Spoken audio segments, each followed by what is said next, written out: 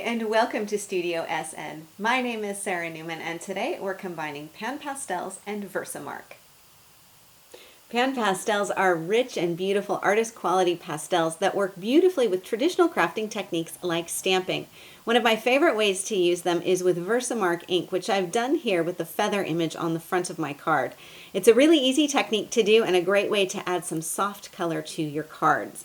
So I'll begin with a piece of plain white matte cardstock, and you do want a matte cardstock rather than a glossy cardstock. You need something with some tooth and some surface to it so that the pastels have something to hang on to.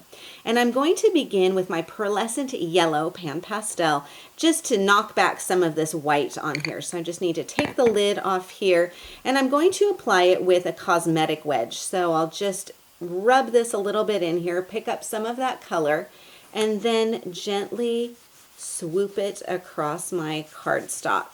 It just gives a nice soft effect on here.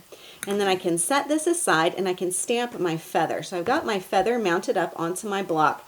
Now the stamp set I'm working with is from PaperArtsy, and this is the HP 1008 stamp set, and I'm using this big beautiful feather on here, and later I'll use that quote down here as well.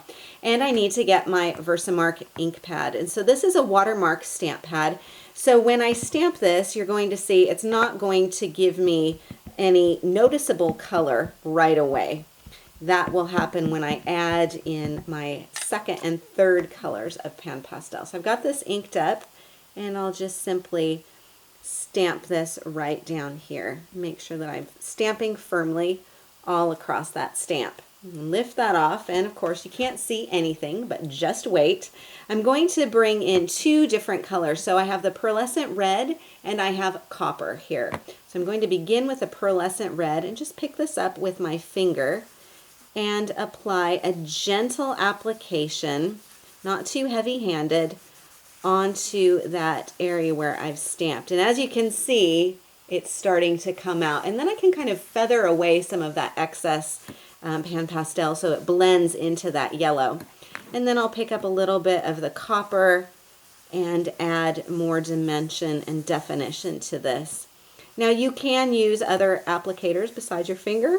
I find with my finger that I have just a little bit more control with things, and I can apply that color exactly where I want it to go. So it's a matter of personal preference, I think.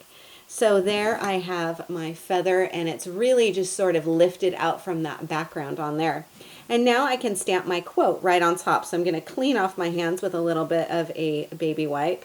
And you can also take a dry cloth or tissue and sort of buff off any of that excess color and really make sure that you've got everything blended on there as much as you want. And then I'm going to stamp my sentiment right on top, and I'm going to use a jet black archival for this. This is a great basic black ink pad, and it works beautifully with the Pan Pastel because I can stamp right on top of it, which is awfully nice. So I'll ink that up and then simply turn this over and stamp directly on top. And lift, and I have a beautiful stamped sentiment, perfect for the front of my card. Now I did do a slight variation of this that I also want to show you, and this is the exact same feather stamp and the same sentiment stamp. This one was colored with the pearlescent yellow as well as a pearlescent green. So you can see how you can get two very, very different effects with just using a different color of those Pan Pastels.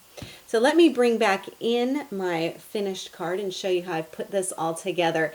Now before I mounted this up onto the various cardstock, I did spray it with some really cheap hairspray. So you can use an artist fixative for this if you want to, but you can also use a cheap hairspray, and that will do the trick as well. And that'll just make sure that nothing rubs off in the mail or on the envelope or on the recipient's fingers. And that's a great way to set everything. You can just do a really light application. You don't need to soak that cardstock, so do be a little bit light-handed with that.